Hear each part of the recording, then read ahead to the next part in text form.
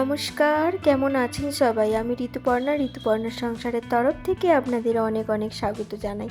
আজ হচ্ছে বৃহস্পতিবার আর সময় হচ্ছে বিকেল 5:30। আমার বর এখন কাজ থেকে চলে এসেছে আর এখন আমি বসিয়ে দিয়েছি চা।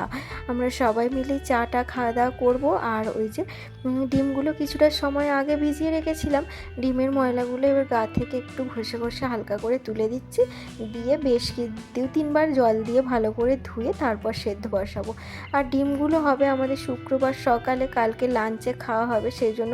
আর ভোরে উঠে এত তাড়াতাড়ি করে করা যায় না, সেই জন্য ডিমগুলো সেদ্ধ করে রাখবো রাত্রিরে। আর এই যে এখানে ডিমে অল্প করে নুন দিয়ে রেখে দিয়েছি, চাটা হলে তারপর ওটাকে বসিয়ে দেব। আর এখানে যেহেতু আমাদের বেশি কিছু ডাব্বা নেই, আর এই যে মুড়িটা এরকমভাবে ভালো করে পলিথিনেই বেঁধে টেঁধে রাখতে হচ্ছে। আমরা হচ্ছে 1 বস্তা মুড়ি এনেছিলাম, সেখান থেকে কিছু কিছু করে খাওয়া হচ্ছে। আর এখানে ডাব্বা এখনও কেনা হয়নি। আর এই যে এখানে নিয়ে নিলাম মুড়ি, তেল, চানাচুর সমস্ত কিছু এই যে মেখে তারপর আমার বরকে দেবো। আর আমার বর এইভাবে মাখা খেতে খুব ভালোবাসে, চা দিয়ে মুড়ি খেতে খুব ভালোবাসে আর কি। আর ও নিজের হাতে কখনোই মাখবে না, মেখে দিতে হবে, সে মাকেই বলুন আর আমাকেই বলুন। আর এই যে এখানে চা মুড়ি সমস্ত কিছু মাখা হয়ে গিয়েছে, এবার আমরা সবাই মিলে একসাথে খাওয়া দাওয়া করবো। আর এদিকে মুড়ি চা খেতে খেতে ডিমটাও সেদ্ধ হয়ে যাবে। আর ওদিকে সমস্ত কিছু মুড়ি টুড়ি খেয়ে সমস্ত কিছু গুছিয়ে সন্ধে টন্ধে দেখিয়ে আমরা বেরিয়ে পড়েছি সাই বাবা মন্দিরে যাবার উদ্দেশ্যে। সাই বাবা মন্দির এখান থেকে মাত্র 10 মিনিটের হাঁটা পথ। এই যে মা যেহেতু রবিবারে চলে যাবে, সেই জন্য আমরা একটু মন্দিরে মাকে নিয়ে যাচ্ছি। মা যেহেতু আগে যায়নি, আর আমি যখন আগে থাকতাম তো আমি অনেকবারই ঘুরেছি।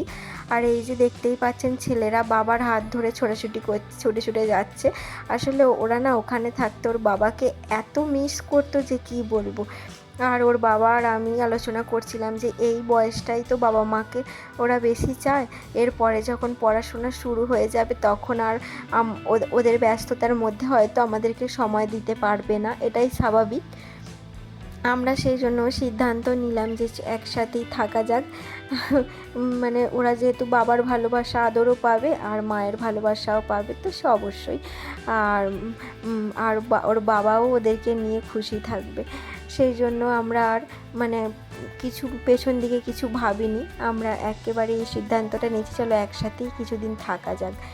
তো এই যে আমরা চলে এসেছি মন্দিরের ভেতরে। আর মন্দিরে এসে এই যে এখানে সাই বাবাকে ফুল দেওয়ার জন্য, এখানে সাই বাবাকে গোলাপ ফুল দেওয়া হয়, নানা রকমের গোলাপ ফুল আছে, আমরা সাদাটা নিয়েছি।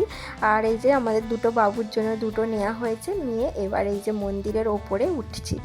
আর এই যে আমরা পুরো ভেতরে ঢুকে পড়েছি মন্দিরে। আর এই যে এখানে এলে পুরো মন ঠান্ডা হয়ে যায়। আর জানেন তো এখানে প্রত্যেক বৃহস্পতিবারে 2টি বেলায় খাওয়ায়। আগে যখন আমরা থাকতাম না, আগে আমরা সকালের দিকেও আসতাম, আর বেশিরভাগ সন্ধ্যের দিকেই আসা হতো।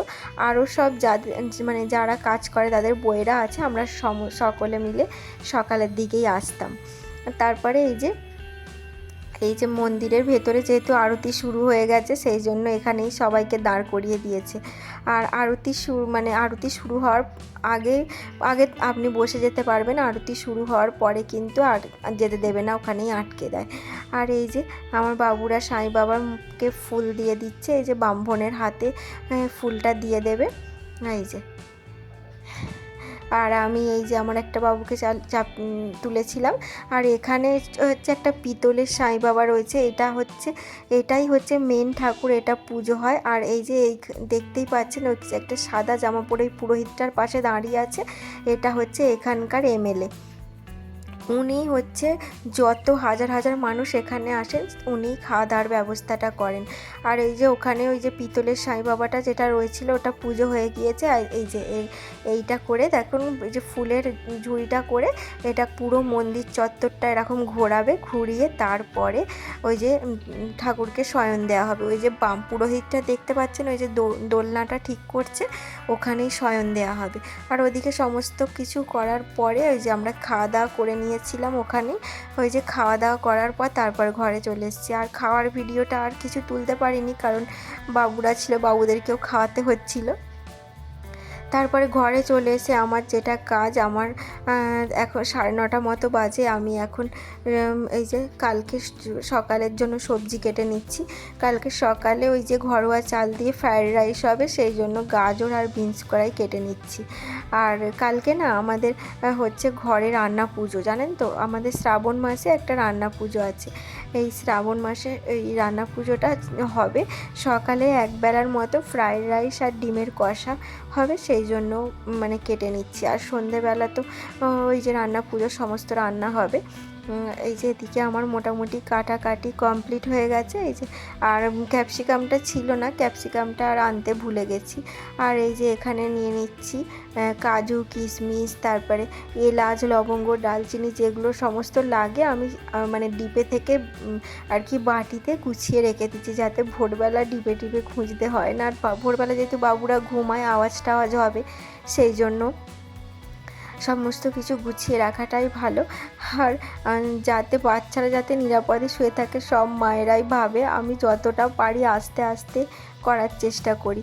আর বাড়িতে এসেই যে দেখতেই পাচ্ছেন, মহিলাদের তো কাজের শেষ নেই। আমাদের মতো যারা হাউসওয়াইফ হয়, এই যে কিছু বাসন মেজে রেখে গিয়েছিলাম, সেইগুলো মানে জল ঝরিয়ে আবার মানে উল্টে দিলাম। উল্টে দেওয়ার পর এই যে এদিকে গ্যাস ট্যাসগুলো সমস্ত কিছু গ্যাসে চাপা দিয়ে দিয়েছি। আর এই যে ডিমের ঝোলের আলু কেটেছি, তারপরে পেঁয়াজ ছাড়িয়ে রেখেছি, টমেটো কেটে সমস্ত কিছু আর কি গুছিয়ে রেখে দিচ্ছি। হ্যাঁ, আমরা মানে চিন্তায় থাকি যে কি রান্না হবে, কি করব। আমি মানে আমাদের মতো হাউসওয়াইফদের তো এটাই চিন্তা, তাই না বলুন? আর এই যে এদিকে ইন্ডাকশানটাও একটু মুছে টুছে পরিষ্কার করে নিচ্ছি। আসলে সকালবেলা উঠে সমস্ত কিছু তো আর কি করা যায় না, সেই জন্য আমি সমস্ত ইন্ডাকশান, গ্যাস পুরো পরিষ্কার করে মুছে ঢাকা দিয়ে রাখি। আর সকালবেলা উঠে ঢাকা খুলে রান্নাটা করা যায়, সেক্ষেত্রে আর কোনো অসুবিধা হয় না। আর যেখানেই সিঙ্কটা যেটা ফাঁকা থাকে, সেটা ওই যে মুছে নিই, মুছে তারপরে রান্না শুরু করি। আর এই যে এদিকে সমস্ত কিছু এই যে গুছিয়ে রাখছি। আর তারপরে বাকি যেটুকু সিঙ্কটা আছে যে সেইটুকু পরিষ্কার করে নিচ্ছি। আর রান্নাঘরকে পরিষ্কার রাখাটা আমার মনে হয় খুব বেশি প্রয়োজন। আর কেন বলুন তো, রান্নাঘরে যেহেতু মা অন্নপূর্ণার বাস, সেই জন্য রান্নাঘরকে একটু সঠিক গুছিয়ে রাখাই দরকার। আর এই যে আমি সমস্ত কিছু গুছিয়ে নিচ্ছি। আর আমার রান্নাঘর অপরিষ্কার থাকলে না একেবারে রান্না করতে ভালো লাগে না। রান্নাঘর যদি পরিষ্কার থাকে, গোছানো থাকে, তাহলে মানে সব কিছু মানে রান্না করার এনার্জিটা আর কি পাওয়া যায়। আমার বর বলে যে তুমি কেন এতবার পরিষ্কার করো, একেবারেই তো পরিষ্কার করতে পারো। কিন্তু আমার না ঠিক ভাল লাগে না। রান্নাঘর যদি পরিষ্কার থাকে, তাহলে আমি সকালে জলখাবার বানিয়েও আমি পরিষ্কার করে ফেলি, তারপরে আবার লাঞ্চে রান্না করি এরকম। আমার বর কি বলে বলুন তো, এতবার করো বলে তোমার শরীরে বেশি কষ্ট হয়।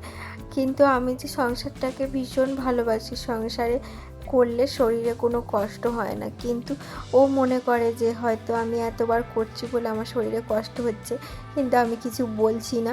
ও এইরকম ভাবতে থাকে, জানেন তো। আর নানা রকম ভাবে আর আমাকে বলে। আমি বলি না গো, আমার কিছু হচ্ছে না।